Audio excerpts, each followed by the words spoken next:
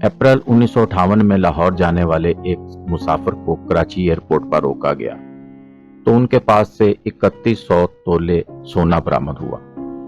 Karachi custom हुकाम ने press handout में बताया कि उन्होंने 2000 तोले सोना जब्त किया है, तो पुलिस की तहवील में मौजूद उस मुसाफिर ने उनकी तस्दीक की कि ये 2000 नहीं 3100 तोले सोना था। ये शख्स जल्द ही जेल से रहा भी हो गया और सिर्फ 5 माह बाद ही कसूर के करीब वाक़या एक सरहदी गांव में नमूदार हुआ, जहां उसे अमृतसर पुलिस ने बचने के लिए सोने की 45 ईंटें छोड़कर फरार होना पड़ा। 6 साल बाद ये शख्स दिल्ली पुलिस की गिरफ्तारी से बचने के लिए दोबारा मंजर आम पर आया, जब वो चांदनी चौक में मोती बाजार के एक ताजर के साथ सोने का एक मुआहदा कर रहा था। यह शख्स तो पुलिस से बच निकलने में कामयाब हो गया, लेकिन उसका एक साथी पकड़ा गया और पुलिस ने उससे सोने की 44 ईंटें भी बरामद कर ली। लाहौर से निकलने वाले एक अखबार ने 1977 में इसकी जो खबर शाया की, उस सुर्खी कुछ इस तरह थी: गोल्डन मफरूर, एक गैर मामूली शख्स, बेस बदलने का माहर और लूमड़ी जैसा मक्कार। उस शख्स का नाम पाकिस्तान और इंटरपोल की फहरिस्त में शामिल था और ये अक्सर दिल्ली, दुबई और लंदन का सफर किया करता था। और ये शख्स कोई और नहीं, सेठ आबद हुसैन थे, जिन्हें उर्फे आम में सेठ आबद कहा जाता है। उन्हें पाकिस्तान में गोल्ड बादशाह की हैसियत से भी जाना जाता है और उनका शुमार उन अमीर तरीन अफराद में भी किया जाता है जिनकी दौलत का इन्हिसार सोने की स्मगलिंग पर था। सेठ आबद हुसैन 1936 को कसूर के सरहदी इलाके में पैदा हुए और वहीं पले बढ़े, जहां उनके शेख तजारती कबीले के मेम्बरान हिंदुस्तान की तकसीम से पहले कलकत्ता से चमड़े की तजारत करते थे। सेठ आबद 1950 में उस वक्त कराची मुंतकिल हो गए जब उनके वालिद ने कराची के सराफा बाजार में सोने और चांदी का कारोबार शुरू किया। कुछ ऐसे माहीगीर जो दुबई से कराची सोने की स्मगलिंग करते थे, उनसे मुलाकात के बाद सेठ आबद ने सोने की स्मगलिंग की दुनिया में कदम रखा। 50 की दहाई के इख्तिताम तक उन्होंने एक माहीगीर कासिम भट्टी के साथ मिलकर पाकिस्तान में सोने की स्मगलिंग में अपनी अजारादारी कायम की।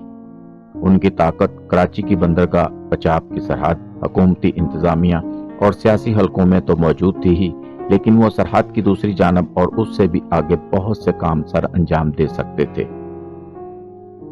लंदन, दिल्ली और दुबई में अबूरी राब्तों के साथ सेठ आबद ने 1950 से 1980 के दौरान इंडिया की सोने की स्मगलिंग पर कायम अजारादारी को खत्म कर दिया। सेठ आबद ये तमाम तर सलाहियतें 1950 की दहाई के अवाखिर तक हासिल कर चुके थे, जब उनका स्मगलिंग का निजाम लंदन, दिल्ली और कराची में एजेंट्स की तवज्जो अपनी जानब मबजूल कराने और पाकिस्तान और इंडिया के माबैन पंजाब के सरहदी इलाकों तक फैल चुका था।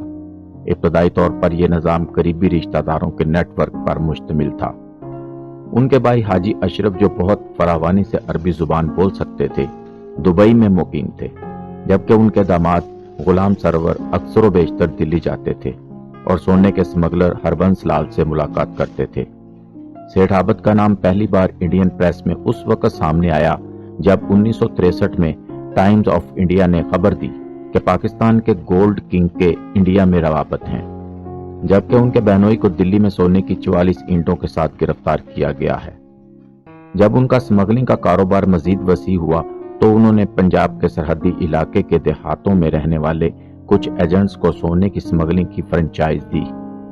सेठ आबद के दर्जनों हरीफ थे, लेकिन किसी के पास भी उन जैसी सलाहियतें, रवाबत और सरमाया नहीं था। उनके बहुत से हरीफों के बरक्स सेठ पर उनके तवील कैरियर के दौरान कभी भी फर्द जुर्म आयद नहीं की गई, हालांकि उनके खिलाफ मुतअद्दिद FIR दर्ज की गई। 1950 और 1960 की दहाइयों में दुनिया भर में सेठ आबद की स्मगलिंग की तजारत ने फरोग पाया। 1970 की दहाई में सेठ आबद की स्मगलिंग की वसी कार्रवाइयों को जुल्फकार अली भुट्टो की हुकूमत के दौरान कुछ रुकावटों का सामना भी रहा और उनके कुछ असासों पर कब्जा कर लिया गया। 1974 में कुछ ऐसा हुआ जो किसी ने भी सोचा ना था। लाहौर शहर में सेठ आबद की रिहाइशगाह पर पुलिस के एक बड़े छापे में पाकिस्तानी करेंसी, जिसकी मालियत तकरीबन 12.5 मिलियन थी, बरामद हुई। उसके साथ साथ 40 लाख मालियत का सोना, 20 लाख मालियत की स्विस घड़ियां भी कब्जे में ले ली गईं। इस छापे में लाहौर पुलिस ने 3 गाड़ियां और दर्जन भर घोड़ों को भी अपनी तहवील में लिया।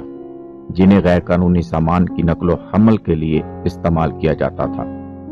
अखबारात ने इस खबर की सुर्खी कुछ ऐसे लगाई, पाकिस्तान की तारीख का स्मगलिंग का सबसे बड़ा केस, और पाकिस्तान के गोल्ड किंग सेठ आबद पर आलमी सतह पर स्मगलिंग कार्रवाइयों में मुलव्वस होने का इल्जाम लगाया गया। वजीर आजम भुट्टो ने सेठ आबद इंटरनेशनल स्मगलिंग केस के लिए एक खसूसी ट्रिब्यूनल कायम किया। इस ट्रिब्यूनल ने दर्जनों गवाहान के बयान रिकॉर्ड किए, जबकि मुतअद्दिद वार्निंग के बावजूद सेठ आबद ट्रिब्यूनल के सामने पेश न हुए।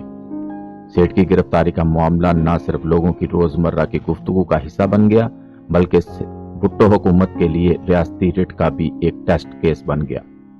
पाकिस्तान में इंतहाई मतलूब शख्स की तलाश के लिए मुल्क की तारीख का सबसे बड़ा ऑपरेशन लॉन्च किया गया, जिनमें फौज, पुलिस, रेंजर और न्यूल गार्ड की छापामार टीमों को तश्कील दिया गया।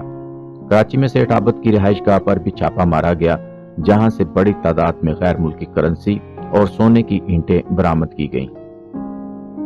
1977 में जब कराची कोस्टल गार्ड को यह इतला मिली कि सेठ आबद नॉर्थ नाजमाबाद में अपनी गर्लफ्रेंड को मिलने आ रहे हैं, तो वहां भी छापा मारा गया, लेकिन उससे पहले ही सेठ आबद वहां से फरार हो चुके थे। सितंबर 1977 में सेठ आबद ने अपनी मर्जी से ज़ियाउल हक की फौजी हुकूमत के सामने रजाकाराना तौर पर हथियार डाल दिए और अपने जब्त असासों की वापसी के लिए बातचीत की। पाकिस्तानी तनाज़र में सेठ आबद को बड़े पैमाने पर एक ऐसे शख्स के तौर पर जाना जाता है जिसने पाकिस्तान के जौहरी प्रोग्राम की तरक्की में मुआवनत करके एक स्मगलर की हैसियत को शहरी लीजेंड में तब्दील किया। बहरे और गूंगे बच्चों की फलाह बहबूद के लिए हमजा फाउंडेशन जैसे इंसान दोस्त अदारे कायम करने के अलावा सेठ आबद ने फलाही अदारों को माली आनत फराहम की, जिसमें लाहौर का शौकत खानम कैंसर अस्पताल भी शामिल है। अगरचा सेठ आबद ने सारी जिंदगी तशहीर से गुरेज किया, लेकिन फिर भी उन्हें शोहरत मिली। उनका नाम कौमी सतह पर उस वक्त मशहूर हुआ जब उन्होंने एक टीवी शो में नीलामी के दौरान क्रिकेटर जावेद मियांदाद का शारजा इनिंग्स में इस्तेमाल होने वाला बल्ला अपने बेटे के लिए 5 लाख में खरीदा। बाद की जिंदगी में अखबारों की सुर्खियां उनकी मुजरमाना कार्रवाइयों पर नहीं बनी, बल्कि लाहौर में उनकी जेर मलकियत एयरलाइन हाउसिंग सोसाइटी में उनके बेटे सेठ हाफिज अय्याज अहमद के कत्ल के बाइस वो फिर से अखबारात की जीनत बने। 1990 की दहाई तक वो लाहौर के मुख्तलिफ मुकामात पर वसी प्रॉपर्टी रखने की वजह से शहर के सबसे ज्यादा वसाइल रखने वाले प्रॉपर्टी डेवलपर बनकर उभरे। वो कराची में भी कई जायदादों के मालिक थे और पनामा लीग में नाम आने के बाद उन्होंने अपने असासे ब्रिटिश वर्जन आइलैंड में मुंतकिल कर दिए थे। स्मगलिंग की दुनिया में उनके कारनामों के बारे में बहुत सारी कहानियां मौजूद हैं। अखबारात उनके बारे में मशहूर बयान और यहाँ तक कि सोशल मीडिया आज भी सेठ आबद को रोमानवी बनाकर पेश करता है और उनके फरार और ग्लैमर से भरी जिंदगी पर बात की जाती है।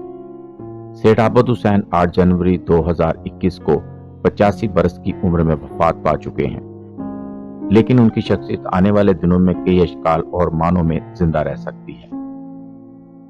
वीडियो पसंद आई हो तो उसको लाइक, शेयर और सब्सक्राइब जरूर करें। जज़ाकल्लाहु खैर।